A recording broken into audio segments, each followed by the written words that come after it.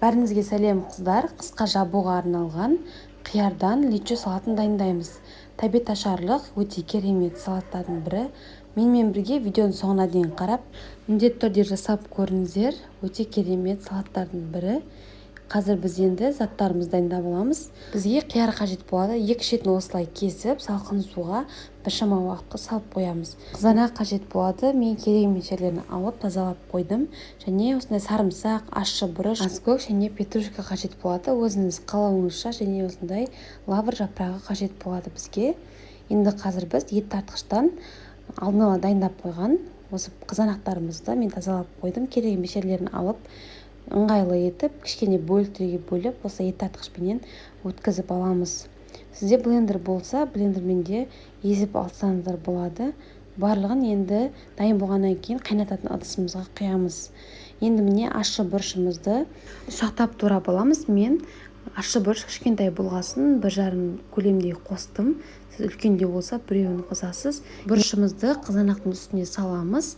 Енді орташа отқа осылай қойып қайнағанын күтетін боламыз. Ожаумен бір араластырып аламыз. Шамалдан кейін қазір қайнайды. Оған дейін біз сарымсақтарымызды ұсақтап турап аламыз барлығын. Ет тартқыштың көмегімен бірден өткізіп жіберсеңіздер болады. Немесе осылай менде азғантай болғасын осылай ұсақтап турап алдым. Біздің қызанақтарымыз міне қайнады. Енді астын кішкене бұқтырып 15 минут көлемінде қайнататын боламыз. Оған дейін біз қиярымызды дайындап аламыз. Қиярымызды үлкен болса 2 бөлікке бөліп, осылай орташа көлемде өте қатты жіңішке қылмаймыз, езіліп кетуі мүмкін. Барлығын осылай турап аламыз. Өзіңіз қалауыңызша болгар бұрышын қызанақпен бірге 3-4 танасын қосып жіберсеңіз болады, сол кезде қоюлау болады. Біздің қиярларымыз дайын болды. Міне қызанағымыз 15 минуттай қайнады. Бұрқылдап, енді қиярларымыздың барлығын осылай қосамыз. Үстіне ожауменен жақсылап барлығын біркелкі болғанша араластырып аламыз. Қиярымыз қайнағанша оттың астын қаттырақ ашып қойсаңыздар болады. Содан кейін бір қайнағаннан кейін бұқтырып қоямыз. Осылай ыдысымыздың қақпағының шетін ашып қойып, кішкене 15 минуттай қайнататын боламыз. Оған дейін біз қазір ішіне қосатын аскөгімізді, петрушкамызды ұсақтап турап аламыз. Өзіңіз қалауыңызша укроп немесе осындай петрушканың түрін немесе базилик қоссаңыздар да болады. Енді қазір біз осы қайнап жатқан салатымыздың үстіне туралған сарымсағымызды, яғни чесногымызды барлығын саламыз. Ожауменен жақсылап араластырамыз барлығын. Дәл осы салатты осы рецептпенен 2 есе жасасаңыздар да болады. Мен банкіге жаппаймын, тек өзімізге жасап жатырмын. Енді салатымыздың үстіне алдын ала өлшеп қойған 100 грамм сұйық майымызды құямыз. Барлығын тағы да ожаудың көмегімен жақсылап араластырамыз.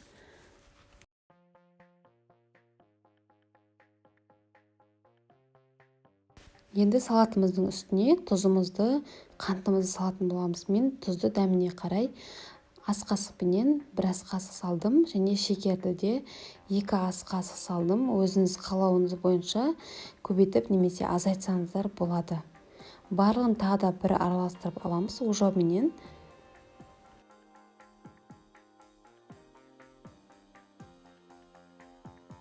Енді 70% немесе 9% уксус құямыз. 1 ас қасық құйдым мен. Содан кейін лавр жапырақтарын қосамыз. Барлығын жақсылап бір рет араластырғаннан кейін осындай кішкене қара домалақ бұрыштарымызды қосатын боламыз.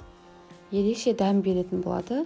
Содан кейін жаңа турап қойған аскөкті, петрушканы салатын боламыз. Мен барлығын салмаймын, кішкене аздап саламын, көп болып кетпес үшін. Шамалы қостым, барлығын жақсылап араластырдым. Енді ыдысымыздың қақпағын жауып 10 минуттың көлемінде орташа отта қайнатамыз. Сонымен қыздар, біздің салатымыз міне дайын болды. Осындай сулы, тәбет ашардай салат болып шықты. Қою тамақтармен жақсы желінеді. Жасап көріңіздер, қыстық салат қылып жапсаңыздар да болады банкіге. Қыздар, менің каналыма тіркелмеген болсаңыздар, тіркеліп қоюды ұмытпаңыздар. Алдағы уақытта көптеген рецепттермен бөлісетін боламын.